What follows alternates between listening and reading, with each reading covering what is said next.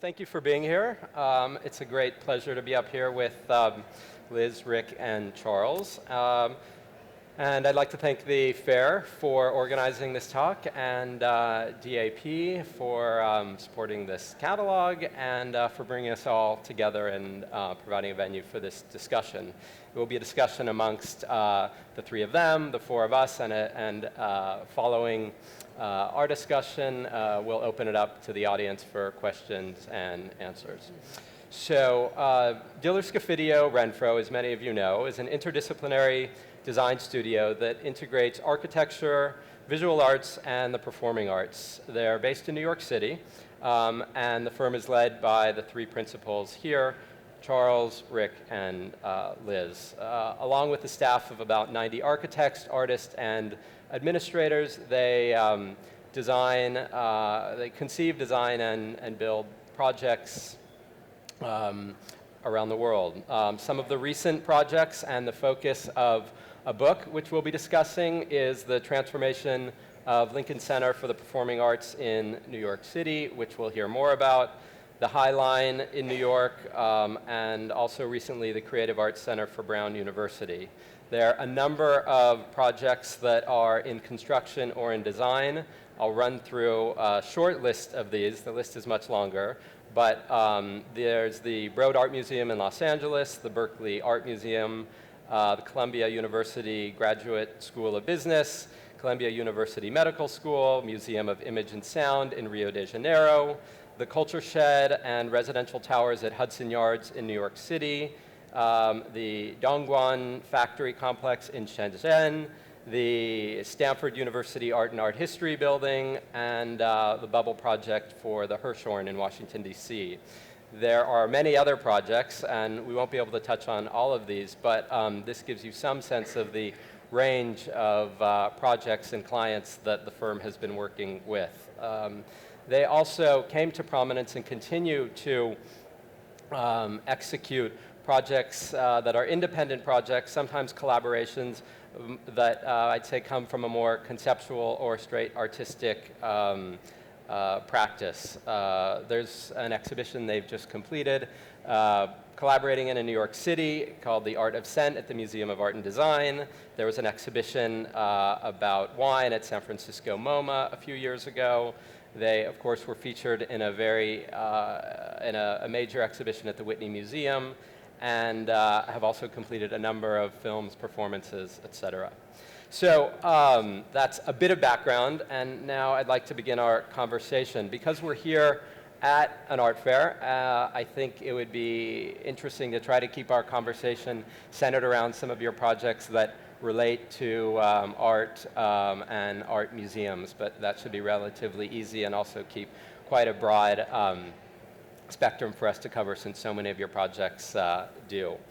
I'd say one of the predominant themes in your work is about looking at boundaries, breaking boundaries, looking at dualities, challenging them, finding new solutions. And I think the title of the book that has recently been published, Lincoln Center Inside Out, is a kind of clear indication of that interest. So let's maybe start talking about the book, and then that will open up into the Lincoln Center project itself.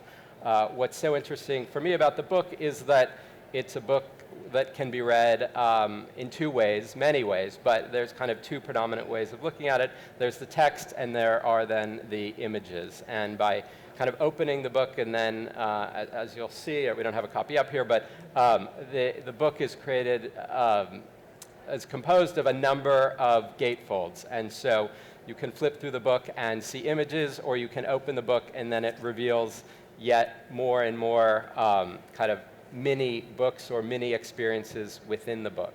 So maybe talk about, if you'd share with, other than sharing the book, also share the kind of background and how this book came about, and maybe the design or even construction process, so to speak, of building this text. Okay. Yes. Go like this? Let's start. Well, for us, this represents 10 years of work at Lincoln Center. a project that just kept growing organically, getting bigger and bigger. And we were pretty close to finishing this scope of work that we agreed to do. And we felt like there needed to be another project, an extra project that was generated by us. And so for us, a book about an architectural project is a project unto itself. So we wanted to design it, we wanted to write it, we wanted it also among books to be a project among books. So it didn't want to be like another book. So therefore, we conceived of this book as a kind of, it's a picture book of photography, post-occupancy, with a series of gatefolds. It's all constructed of gatefolds, which tell the story behind the story. So we kind of think of it as a kind of architecture porno book, which is the kind of glossy, beautiful images, photography by Iwan Bon and other photographers, with these backstories, the stories that, from our point of view, of how the whole project evolved.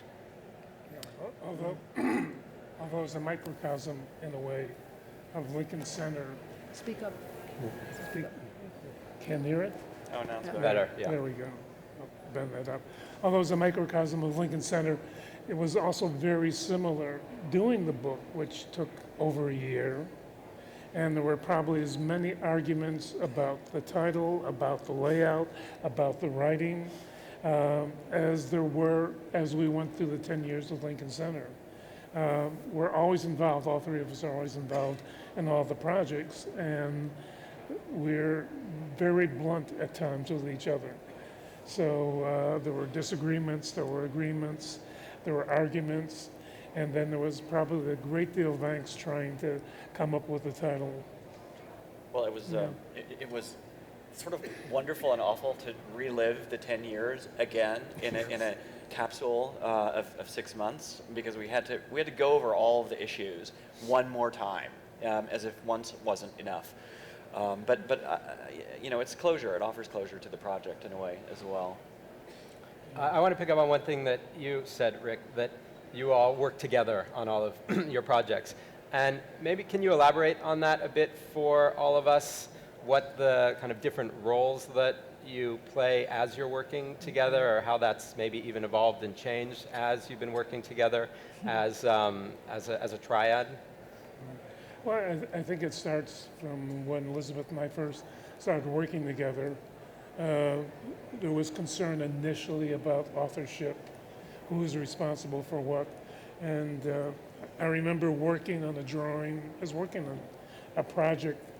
I spent the week on it, and Liz came by and said like 4 words that changed everything. So the question is, who is the author? And the same would happen both ways. So we finally just kind of gave up, finally decided we could have one joint bank account, we could have one bed, everything could work out. And then when Charles joined us, We expanded the bed. We expanded the bed. And it became kind of a continuous process where we argue a lot. There's no ever a full consensus.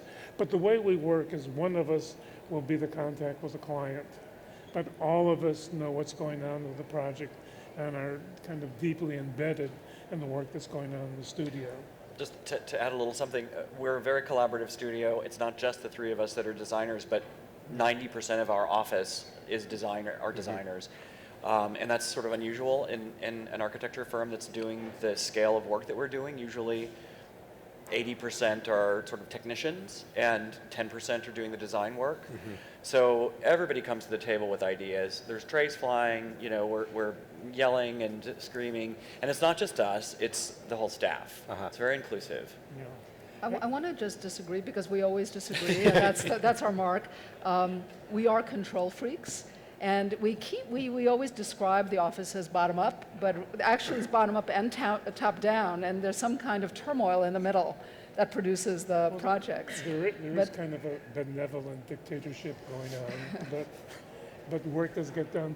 And we always felt that the best ideas will always be the ones that survive. Uh-huh. when Charles came in, he kind of split the symmetry. He kind of produced the asymmetry that was that was kind of going on with Rick and I. So we were, if we disagreed with one another, then there was Charles, and it's kind of unusual to have had a third partner. I think that, but architecture practices more and more are less about kind of the singular white male figure at the top, and kind of much more collaborative. And I think our studio is quite diverse, and so sort of breaking down that the absoluteness was important. Yeah, well, you've always described Lincoln Center as a testosterone project when it was initially built. All the male architects were involved. And then recently you called one of our projects a chick project. So Which one was that? that was... We're doing a bunch of chick-led projects. Yes, that was actually the medical school for Columbia University. Okay. Well, let's talk a bit more about Lincoln Center, because a lot has been written about this project. A lot's been written about Lincoln Center from its early days in the early 50s, and it's been a contested, complicated, challenge site, I think, from the very beginning. And when you all were commissioned to undertake the transformation, as I understand it, began just as an exterior project. But as you do, you looked at the boundaries and realized that the difference between, or the separation between exterior and interior was, I'd say, maybe one of the great limitations to the site, and something that could be challenged and rethought to change the exterior experience as well as improve how the overall site worked. So it's a huge project, a project fraught with both a history as well as a current difficult political, administrative infrastructure. And we can talk about the specifics, but one question I had is, have you thought, separate from what you've done, what you would have done had you been hired in the 1950s to create Lincoln Center?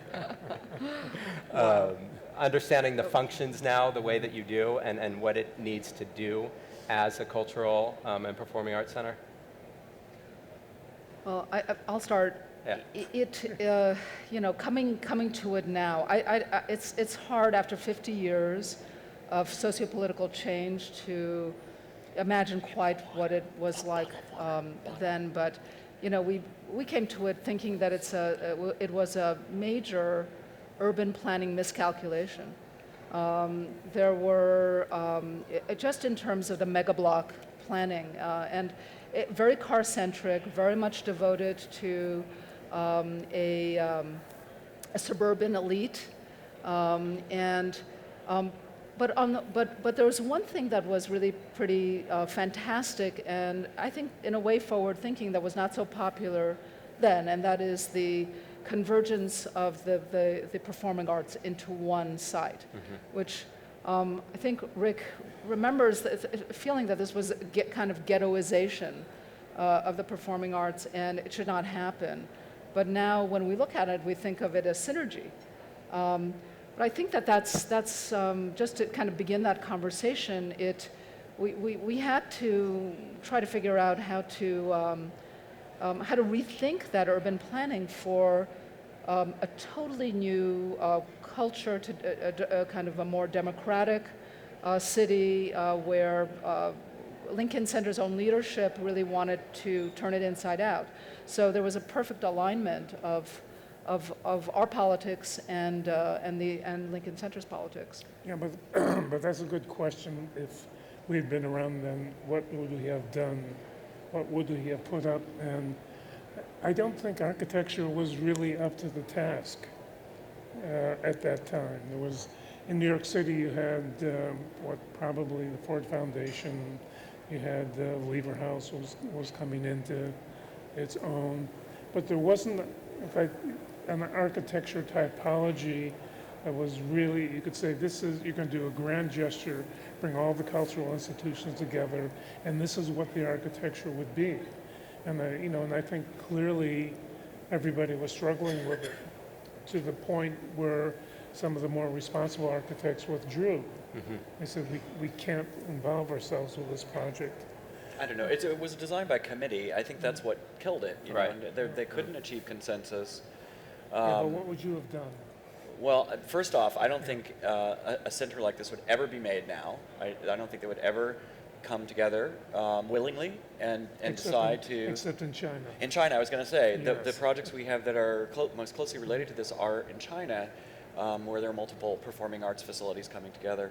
But I think in the States it wouldn't happen now. And what would we do? I would say somebody should give us a commission and we'd show them. But Hope somebody's No, out but there. when I have to put you in the time machine, put you back at that time.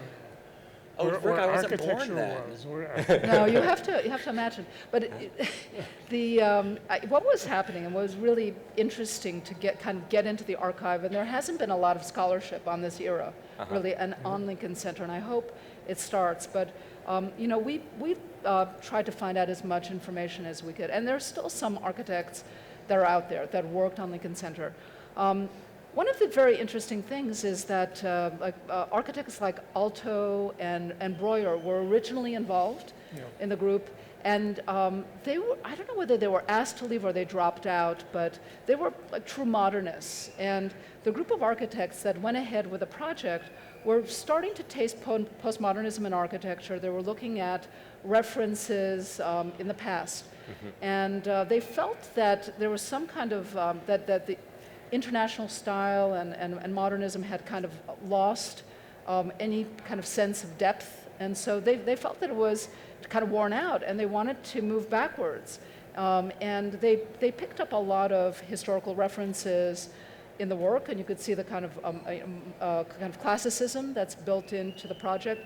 I think that if we were there then, we probably would have held tight to the project of modernism, and it's still, that project is still unfinished. You know, there was pause, and there was a time lapse, and it continues to look forward, but with more complexity. but there's always the problem with the master plan. You know, planning out all of the acreage of what the Lincoln Center would be.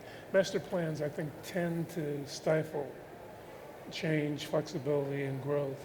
And I think one of the things that helped us a great deal when we did Lincoln Center is that we were brought in to do a very small piece.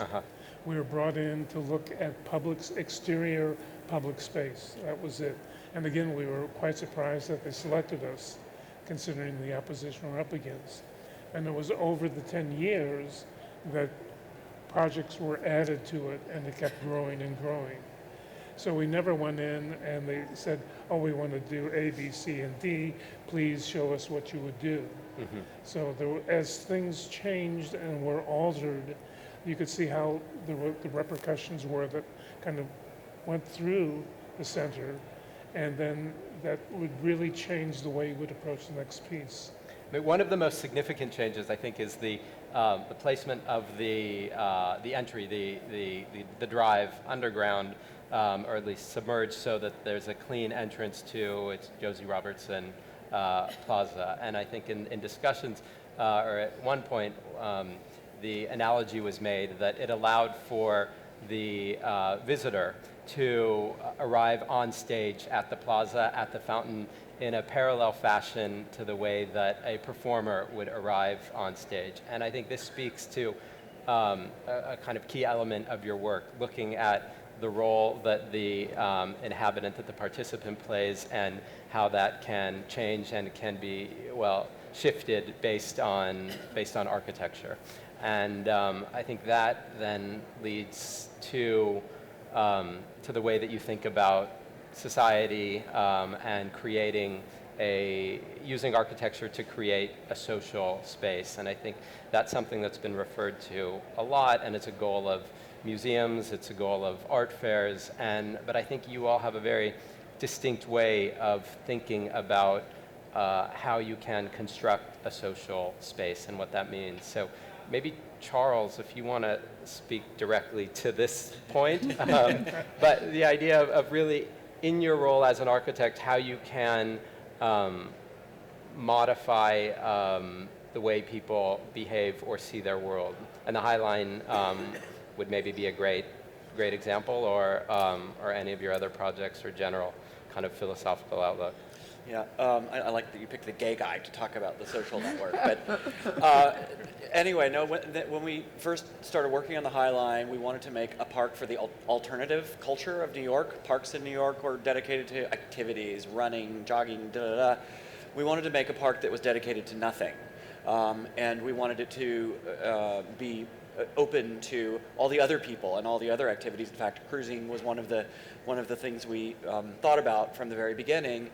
And I think the way we started is we looked at the High Line really deeply, the way that it was as a ruin and as a place of illicit activity. We had all been up there. It was illegal. You had to climb through a fence. One of the first years I lived in New York, there was a party up there, climbed through a barbed wire fence, and there were waiters in tuxes carrying martinis on silver trays. And it was sort of that knowledge of the High Line and thinking about it as a place of socialization, of illicitness, and of sort of theater that drove us to our solution, which I sort of want to say that I don't think we tried to control what people do, because you sort of alluded to that, but I think we make suggestions for sure. And just one thing I'll say about the High Line, and I think maybe Rick should talk. He was in charge of that project. You sometimes don't know what you're being asked to do, and so for instance, on the 10th Avenue overlook, which is the grandstand that frames the traffic down 10th Avenue, it's seemingly about you looking out, but there's an inverse that happens. You're not quite conscious of it, but when you're down on 10th Avenue and you look back through, everybody who's in that audience zone is completely framed. They're on stage. They think they're in the audience, but they're actually on stage. So there's a reciprocity between observer and observed throughout the line. I don't know if you want to talk more about it, Rick. Yeah, no. You can talk probably all day about the High Line.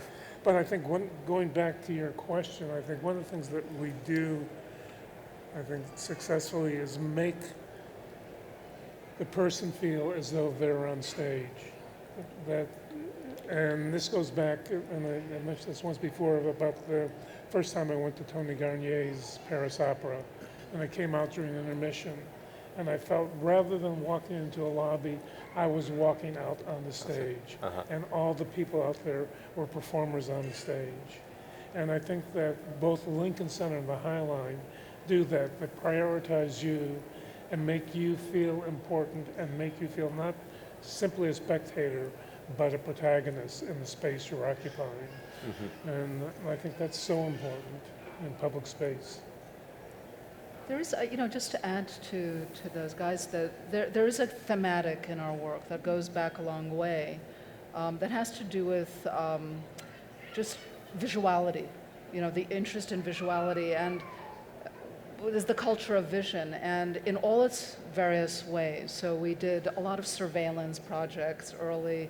We did a whole thing about glass buildings and the kind of two-way system of watching and being watched. And, and this theme of kind of the theatrics or the theater of intermissions, the kind of unthought of theater, it comes out of that. And I think that we're kind of acutely aware of a condition that's happened today where, maybe 30 years ago, we were maybe more paranoid than we are now. We were thinking about being on surveillance and maybe being watched. And today we're concerned about no one's watching. That's what gives us a nervousness that no one is watching. So I don't know. There is this play about a kind of two-way, making the two-way system kind of come alive. And yeah, there was hostility. I can remember when people finally realized there were video cameras in elevators, and there were huge articles written about your big brother. You're being watched continuously, and people hated the fact there was a surveillance system that was going on. And then slowly, you reach the point where it was the artist that drove through a red light the day he got married, so that when they sent him the photograph of his speeding through the car, that would be his wedding photo of the car, right? Using the system. So, and today it's Facebook. Everybody wants to be front and center. It's kind of a complete inversion from Right. where we No, were. and I mean, here at this art fair, I think people are here as much looking at art as they are looking at one another. And one of the things that you've so successfully done in your projects, especially the Highline, is creating comfortable and places that have a kind of excitement built around that idea of being with other people and exchanging those kind of glances and so on. So. No, the Highline project, I mean, still we're as mystified as anyone about how incredibly popular that is, because you know, the kind of the issue that you can't, you cannot do this, you cannot do that, there are signs all over, all the things you can't do. So the only thing you can do there is walk and sit. And we're, you know, the kind of phenomenon of very old-fashioned strolling. And because it's so narrow, you can't actually go off to the edge. You have to kind of stay in there and walk between the plants. But we've noticed since it's open that people actually look at each other and often smile. And we're often in the street. You kind of glance away from one another. There's like a lot of eye contact. And I don't know, there's some kind of phenomenon, and you know, Highline has gone viral and it's being replicated in different cities. But I think there's something like really about New York and our proclivity to use our time all the time. You know, we're always doing something. We're working, or we're burning calories, or we're consulting our devices, and between those things, and all of a sudden there's a sanctioned place to do nothing, as Charles said. It's like, and you know, you feel comfortable there doing nothing. I don't know. I think Yeah, that's, no, I think the absence of retail may be one important, you know, it's like taking a park and condensing it. And in New York, everyone's always looking through the windows or store But it's windows. also the horticulture. The plants up there, which are plants you normally rip out of your garden, are incredibly spectacular, and people start looking. I mean, it's the one thing in the city, you walk around, you never look. You go up in the High Line, you start looking. The moment you start looking, you're suddenly aware of people, and you start looking at each other. This happens in museums. People look at paintings, and suddenly they're looking again, and they start looking at each other. I'm curious as to whether this, because there's so much work in this place, I notice that people are either glazed over, but you don't have a lot of eye contact in this building. So I'm curious as to why. Because you're not a gay man. Well, okay. Sorry. Plus, it's the second reference in one talk. Just telling it like it is. I just want to say about the Highline, to me it's not a park, it's a new typology of a project. I'm not sure what it is exactly, but it is viral. There are all these cities trying to replicate it. Of course, it will never be replicable because it's so particular to New York. But the plants are great, but they're almost incidental in a way. You know, it's really about the way it asks that you look at the city and look at each other. Yeah, Well, but I do think, I don't know if I'd say they're incidental. I mean, it seems like 50% of the people on the High Line are taking pictures of plants and flowers and one another in that context. But ultimately, where we went to parks before to escape the city, the High Line you go to enjoy the city. The city really is. it's more very, akin to the very 19th important. century boulevard, you know, the Parisian boulevard hybrid with the park of some sort. But I think you're right about the retail. We made a really big issue out of keeping stores and cafes out. And I think that's a part of the reason why there was a competition to do the High Line, and we won that competition. There are still, you know, little booths and sellers that go up there on the High Line, and they sell some tchotchkes, you know, here and there, and we violently hate that. But there is you know, I guess there's a city a rule that there are 5 stalls that could be up there somehow in certain areas. But any artist that wants to go up there, or any musician that wants to go up there and do anything, can do it, and there's nothing that we can do about it. So you can have an art fair kind of like this. People can show their wares, and it's called freedom of speech. And it's been, you know, argued time and again on the High Line how much activity is too much. And we're kind of violently opposed to making it like the street or making it like any kind of other place, like a fair or a street corner. It is a place, an otherworldly place where nothing really should be there. And I kind of feel like a purist about this. It's kind of the forgotten New York, and that's what's very, very beautiful. It's blank faces of buildings. It's this kind of strange theatricality of a New York that was never meant to be seen from that point of view. But all of a sudden we have this privileged point of view of this abject New York, which is really, really beautiful and and a real attraction. I wonder if Lincoln Center wasn't with security guards, that wouldn't happen at Lincoln Center also, which might be quite rich if it did happen. Well, there's a hybrid of sorts that's just at its early stages, which is at the terminus of the High Line, at the Hudson Yards development, this Culture Shed project, which is, again, in its very, very early stages, but something you've been involved with from the very beginning. And if you'd maybe speak a bit more about what this project is. As I understand it, it's a location where different arts organizations and different art and culture will be presented in New York. And it's an incredibly exciting project. Yes, I think someplace here, Dan Doktorov is sitting among us, who is like there he is, and he is the kind of the father of this project. Let me describe it this way. It's a very, very new project. It's just, the mayor just announced it with the opening of Hudson Yards. And it's a new cultural center that brings together the visual arts, the performing arts, and creative industry. And in a way that hasn't been done really anywhere in the world. So we're breaking down the hard edges between the arts, but also the creative industry like fashion and cuisine and design and so forth. But one of the things it also does is it attempts to kind of pay for itself. It attempts to be at least partially sustainable, self-sustainable. And one of the unique attributes is it has a kind of moving, it's a moving building. It has a base building and a moving building that expands its footprint. So it can do different things. It can take on super large shows.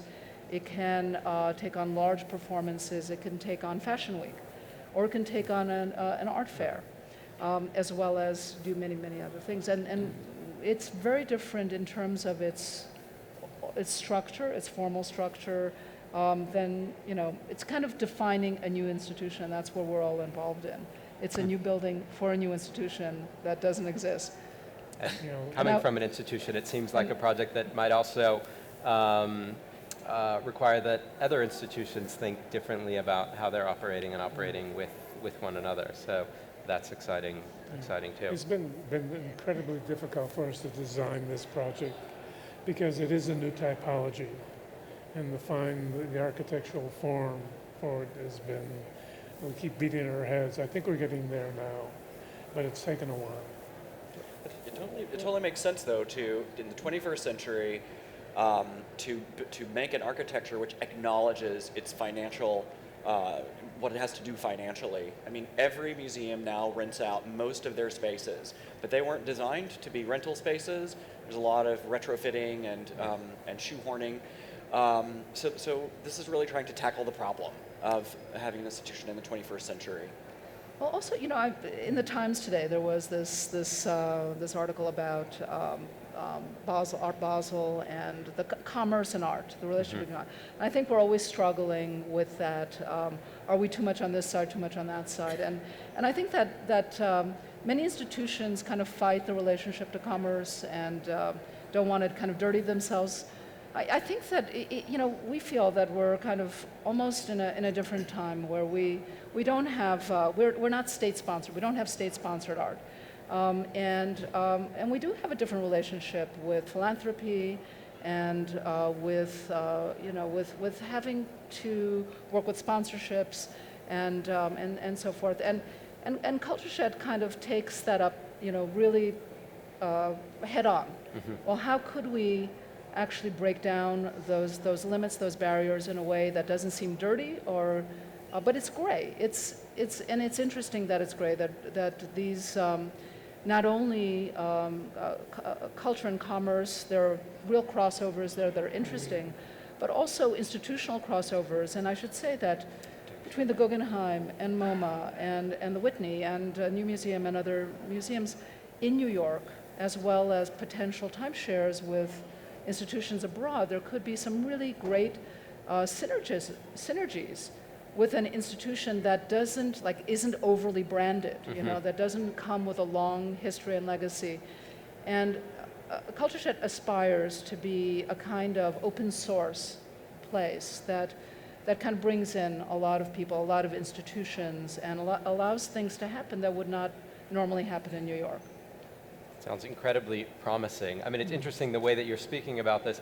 It has more to do with the, I'd say, the kind of DNA of the site or of the organization than its architecture in a more conventional sense. And so, in this project, it seems that you've played a role that is as much fashioning the organization or the ideals as the building itself.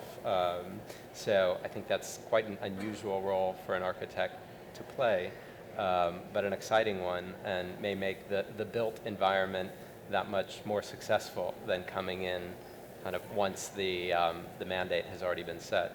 Well, I have to say that has been a really, really wonderful and unusual opportunity to work with Dan and a small group of people, and also the city of New York, on this institution formation. There was an idea to do a cultural institution on that site, and when we put out an RFP, we had some specific ideas, and I think those ideas got melded with the ideals of the city and with a few people that have been cultivating the project there. And in some ways, the architectural idea kind of perfectly fit into some of the ideals that have come from people before we got involved. But we are really at the beginning of that project and involved in the institution formation. And yes, typically architects, you know, I mean, we hate to think of ourselves as a service industry, but most architecture is, and we like to collaborate with our clients.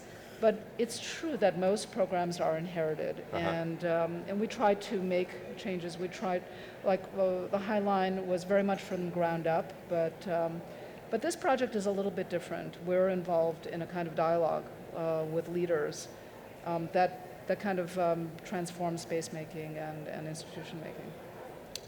Wonderful.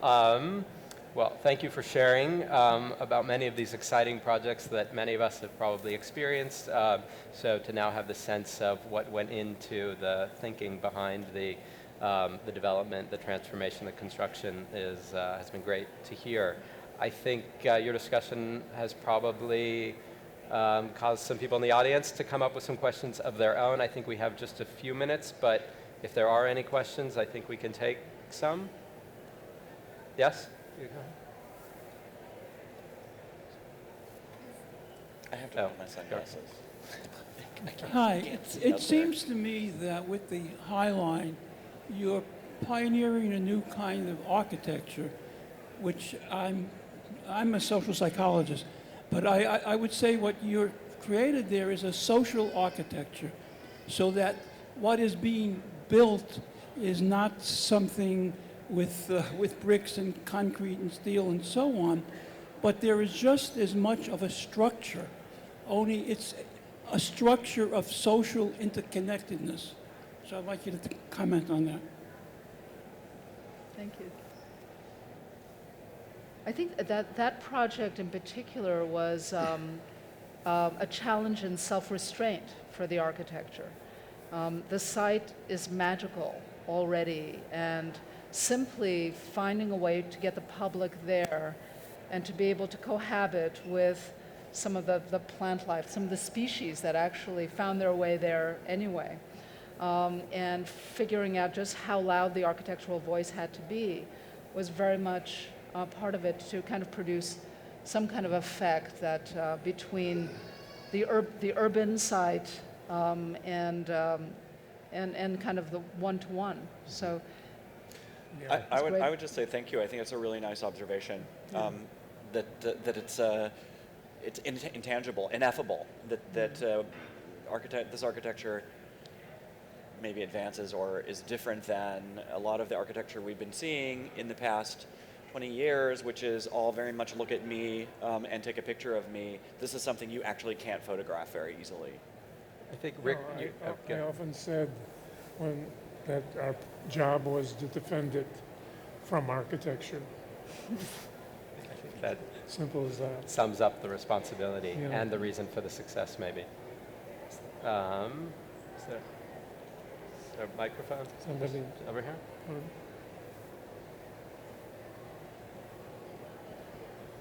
I very much enjoyed the talk. I have a question for the panel. What advice would you give the people in Miami regarding the ramping up of construction here in terms of preserving some of the architectural uniqueness in Miami? Did you hear? I didn't hear that. preserving the architectural uniqueness of Miami.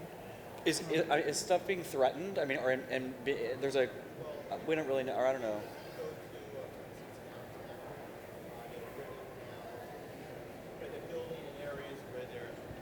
Right on top of one another without concern for space, you know, for light. And it seems as though the greed is kicking in again.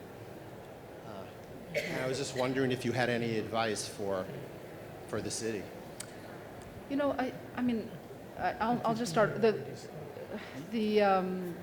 What's really a great moment in New York is for the last 11 years is we've had a very conscientious city administration that's very interested in preservation, it's interested in public space, and it's interested in development. So it's kind of figured out how to do development and still make a very habitable city. And it really starts like that. It starts with the government. And, I don't know how there are these independent preservation groups that are professional preservation groups. We have a couple of them in New York. And, when in Lincoln Center, when we had to deal with them, we were on the other side. We were trying to make some changes, and they were saying, no, you can't change this and that. But we went into a really good dialogue with preservationists to be able to find a way to kind of reuse old spaces and still keep a kind of vibrancy and not put structures in formaldehyde, but find new ways of reusing them. I think that's really what's necessary are the kind of the watchdogs, the citizens that can get together, and sometimes grassroots, sometimes professional groups that can make a preservation movement, and then also being at the center at the same time, not just throwing bricks, but working with the government to enact some changes and some policies. Yeah, And that's the way to do It it. is political, and I think we're very, very fortunate that we had the Bloomberg administration over the last number of years in the city, because they put together the right people. Dan Doctorow was one of them, Amanda Burton in city planning. There are people who really cared about the city, and they made life tough for you if you weren't really trying to strive and meet the goals that they had in mind. I think we may have time for one last question. As you, she was.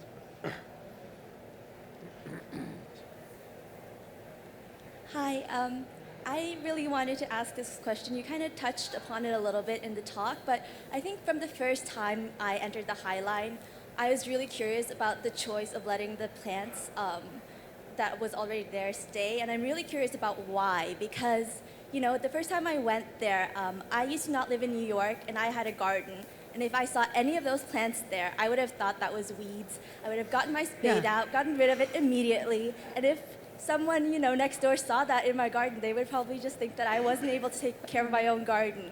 And it feels like, the complete opposite of Central Park. So I just always wanted to ask this question about, what the thoughts behind that choice to leave them. Okay. There is a wonderful book by Joel Sternfeld of photographs that he took over the year of the High Line before there were any renovations or work done on it. And basically, this was a ballast railroad, very clean railroad tracks and gravel. But over the years, seeds fell off of trains as they drove on the High Line. Birds came in and dropped seeds.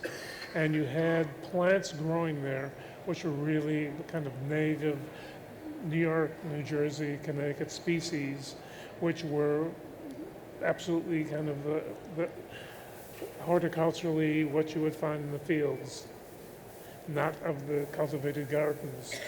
And those photographs were so incredibly beautiful. The decision was those were the plants that had to remain. And so those are the plants that have been put back on the High Line. Within certain species that have been added, and more of that species have brought in. But It's a xeriscape. It's a xeriscape. It doesn't Zero. require And- maintenance. Yeah, it will. It takes about 5 years. It'll require no maintenance. But I think one of the wonderful things, and it was Piet Oudolf, who's a Dutch horticulturist, who was responsible for the plants there. One of the things he did that's so amazing is that whenever you go up, whatever month you go up, even in the winter, you will find things in bloom, things happening that weren't there the few weeks before. So it's really amazing to continually visit, and you find it is always changing and always different. It's a great metaphor to end on. So. Thank you. Thank you. Now we sign books, right? I think so. Books are available.